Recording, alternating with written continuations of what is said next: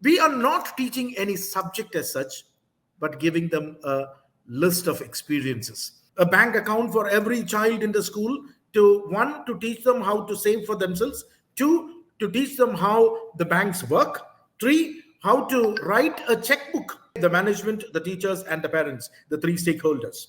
And students, of course, yes, we can win them over with when we have these three people with you. Keep experimenting, learning through experimentation.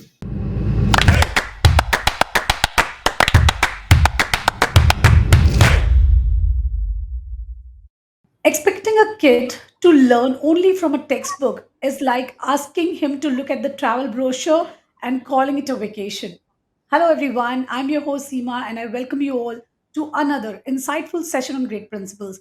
I'm very excited to welcome my proactive guest of the day, Mr. Zacharias Jacob. He's principal and academic director of the Village International School, Kerala. It is located in Thodupuzha town. All right. So I'm very my sorry for not pronouncing it correctly. It's kind of a little difficult for me. So, sir, let's hear it from you. Welcome to Great Principles. We are very honored to have you with us. Thank you very much, Ms. Seema. It's wonderful being here and talking to you. I am Jacob, Zacharias Jacob, and as you very rightly said, the places in Kerala are very difficult to pronounce. And for the benefit of the listeners, I will pronounce it properly for you. It is Thodupuzha. It is a town which is about 40 kilometers away from Cochin. It's a hill town, the foothills of the Western Ghats. And we are a residential school, semi-residential school. And I have just taken over about a year and a half back into the school as the principal. So I'm excited to be here. Thank you very much for the warm welcome. So it's very interesting to start the show with the kind of discussion this, like, that it is very difficult to pronounce these kinds of names which are language oriented specifically. So here, I have one question for you before knowing more about you, just because we started our discussion on this. NEP is emphasizing so much on regional languages, that teach in regional language, give more emphasis on regional languages. How do you think the students would cope up, those who are not localized, those whose parents keep or are on a transferring job? So what are your thoughts on this?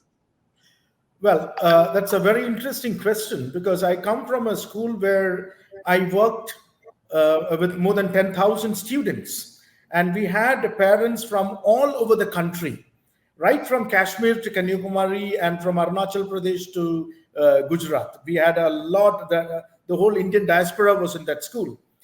And this was a tough thing that we had to face in that school. But we had a common language, that was English. And later on, and many of the students who come from different language background, what we had was I would try to put certain teachers who would be able to handle such subjects or such languages. For example, if we had a lot of Gujarati children, I would try to have a Gujarati teacher there. And for Bengalis, we had Bengali teachers. For Tamilians, we had Tamilian teachers. And coming back to my school, here also we have children from different parts of the country. We have children from Chhattisgarh, we have children from Delhi, we have children from now what, and I also have this year onwards, what we are trying to do is to get teachers from different parts of the country. And therefore, we can, relate, the children can relate very well with these teachers, and slowly we guide them back into English.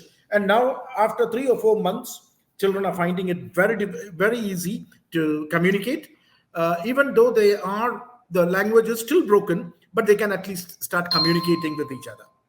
So this is Absolutely. one way that we are doing, but it is difficult. Yes, what you said is very right.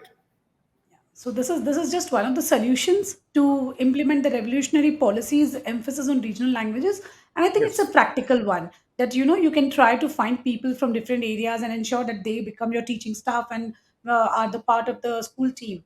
So yes, that's right. wonderful start of the show. So sir, now moving ahead, sir, we are talking about how students' life, how students' journey help them to make their career choices in future. So I would like to know about your journey.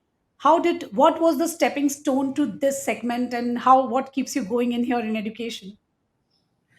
Very interesting question. I decided to become a teacher way back in 1980 when I was in grade 10. For the Teachers' Day, I was asked to go into a class to be a teacher for a half a day, maybe 3 periods I must have taught. And I was teaching grade 7, some geography lessons, and I had prepared really well to go into the class. And I found that it was very easy to get into the class and start talking to the children. And I don't think I ever taught anything from that book. But instead of that, I told them stories about geography. I told them stories in history. I told them, and by the end of the day, I knew what my calling was.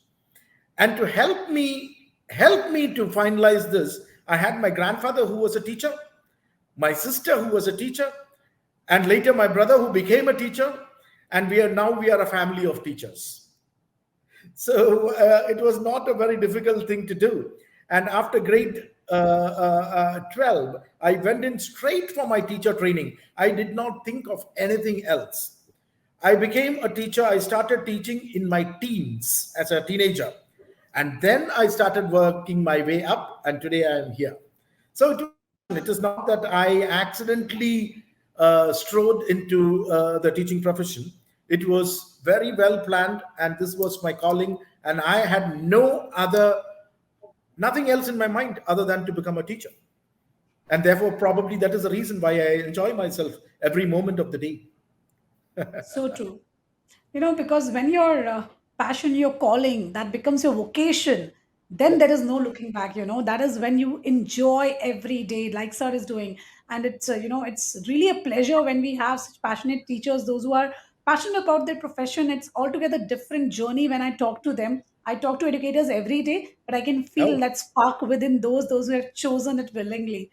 So, sir, yes. let us now take our viewers to the topic of today's discussion, and that is experiential learning. Very much Lovely. important.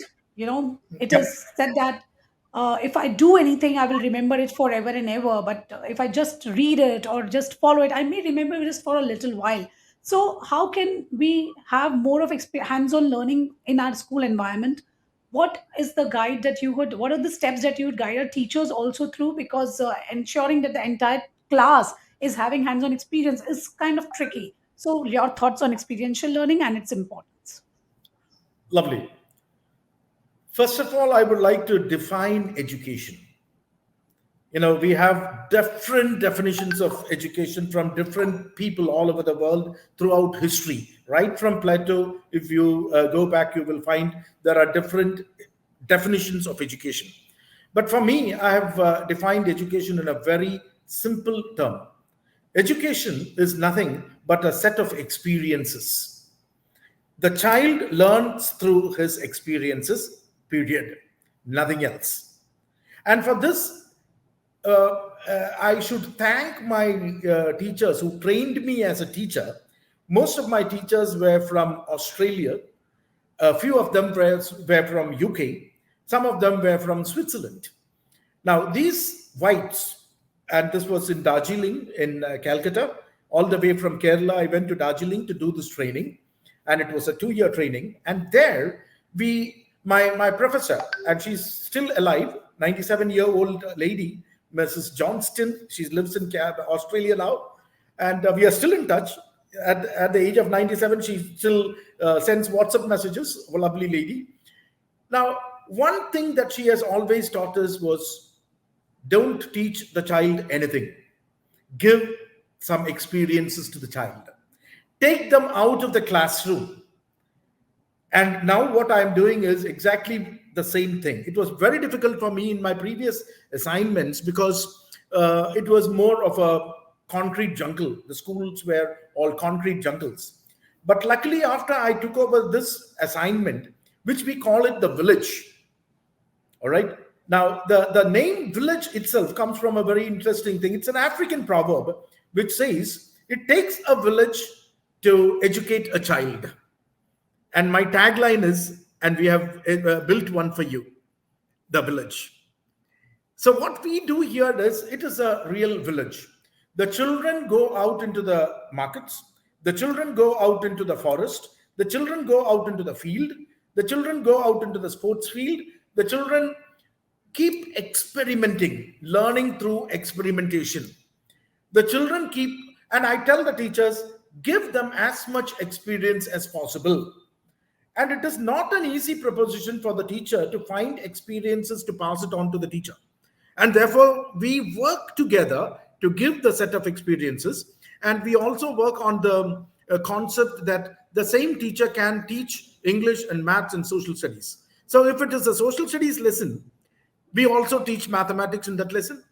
And if it's a mathematics lesson, probably we teach them, we take them to the basketball court and start shooting the ball and show them the angle at which it is being shot, or into the field, how the baton has to be passed on, what is the speed at which each. So we are not teaching any subject as such, but giving them a list of experiences. And by the end of the day, the students are happy doing that. They don't have to learn anything from the book, and they're very happy about it. They don't have any homework, and the only homework I usually give them is to watch a movie, which they are very happy to do it. So it was actually an experiment for me also, after so many years of journey through education. Almost 36 years I have passed through, and now I'm doing this experiment. The school authorities have also given a lot of freedom to try an experiment, which is very rare, because every management is worried about what the parents would think about these nonsense, in inverted commas, not learning anything from the book. But here we are happy, and the parents, and we are a very small school. We have only 600 children, and the parents are also educated now. I have had a series of meetings with them trying to explain my concept of education, that is, children learn through experiences. And therefore, we are trying out the experiential learning, and it is a success. And I think it's a successful success story that I can relate later one day when I write my book. Certainly, sir, and definitely you will, because this theory is very much needed today. What you're already practicing at your school, this is what is needed for preparing our children for the world. We all talk about educating them, making them learn it. But what is the use of the education when you can't apply that education, when you don't know the application of the facts, the concept that you've learned? So that is why, rather than teaching through textbooks, why don't you let them There you are. do a hands-on experience? So this is how, because when the children start facing the real world, they find it very difficult how to Exactly. understand it. And we, especially we Indian parents, have a habit of hand holding our kids too much everywhere. Even when we go to colleges, we see the parents are filling the form for the students. Oh my god, they're grown ups now, please don't do that. But still, Correct. so They and don't once even we know how start, to. They don't yeah, even know how to write a check in a bank. And what I'm absolutely. doing, just digressing from this topic, what I'm doing is, on the 31st of this October, which is a World Thrifty Day, what I have done is I have called the bank officers. They are coming here, and they're going to start an account for every child in the school, a bank account for every child in the school, to one, to teach them how to save for themselves, two, to teach them how the banks work, three, how to write a checkbook, which they don't know, or go to the railway station and try to book it online. They don't know how to what to tick. So if we cannot teach our child to book a ticket, what education are we giving them? We cannot. Absolutely. And again, on the same topic, I'm getting a little excited over this. Every school has its own share of naughty boys, in inverted commas, right? And I too have my share of naughty boys and naughty girls. It is not just the boys; girls are also pretty naughty. But when they come here, I never shout at my children. I have never been seen shouting at my children. I only talk logic, make them understand where they actually went wrong. And many a times my teachers have asked me, Mr. Jacob, how do you make this happen? Because the children, the tough nuts, come into my office and they go out crying without getting shouted at, because the realization is there. This is another thing that many of our educators should start working on. How to deal with children, how to treat children. They need to have their dignity. That's very important, very, very important. And the parents who come here, not a single parent I have lost till now. They may Wow. come with a brandished sword, all praying for my blood.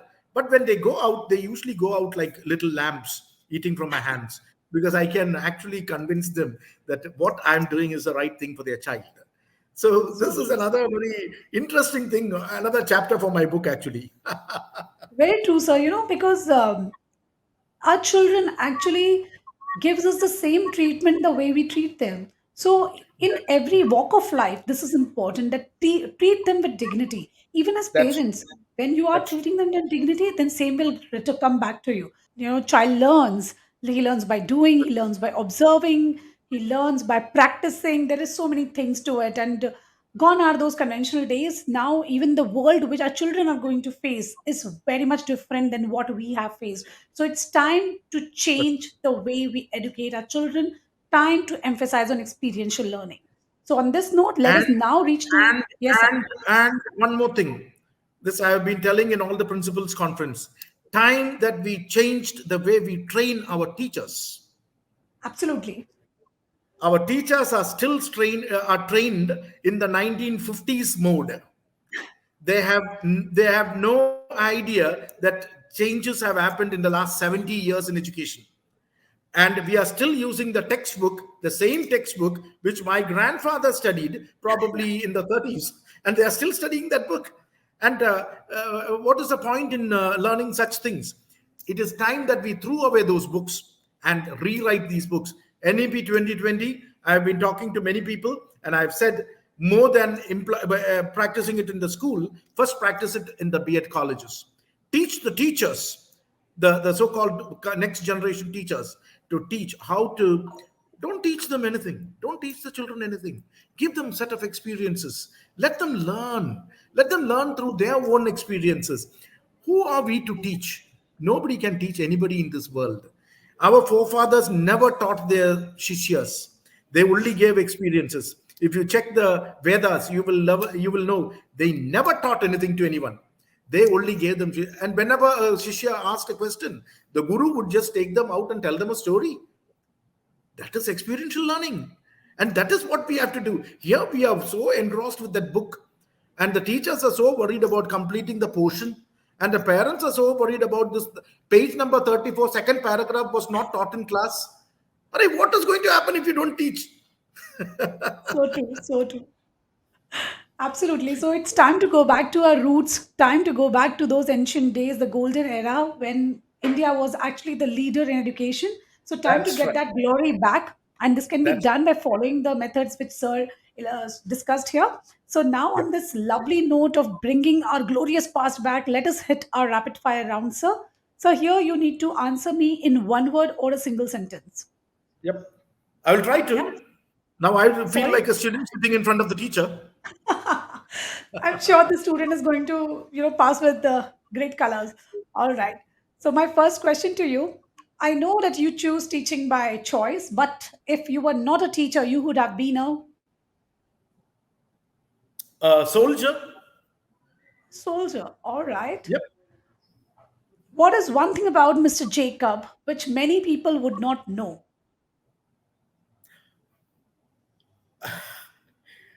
Well, I am a very open book. I'm a very open book. I don't think there is anything that there is anything that no somebody wouldn't know, because I never hide anything from anyone. I believe in one sentence that I think it is Mahatma Gandhi who said, "It is easier to remember the truth rather than to remember the lie." Because once you lie, you have to remember that lie every time what you said. So I don't think I have anything to hide. All right. Okay. Moving ahead to my next question. What were your favorite subject as a student?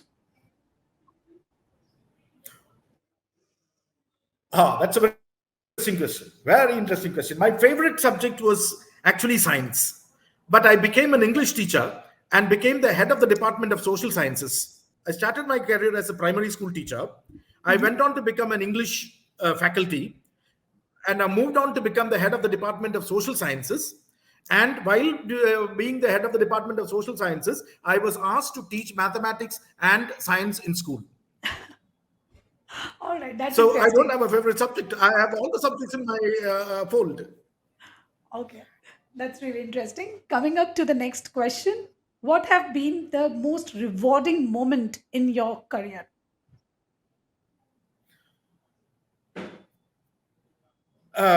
When I left my last assignment in Muscat, after 28 years of teaching in that school, right? I started my career as a primary school teacher, went on to become the vice principal, and then I wanted to have some other experiences. And as I was leaving, the students who came and hugged me and cried, that was the most rewarding moment. And I knew that day that I was a good teacher. Wow, beautiful. Definitely. This is what we earn as a teacher, the love of the children. Yes. Yeah. Yes. Coming to the next question. Three essential ingredients of a great school.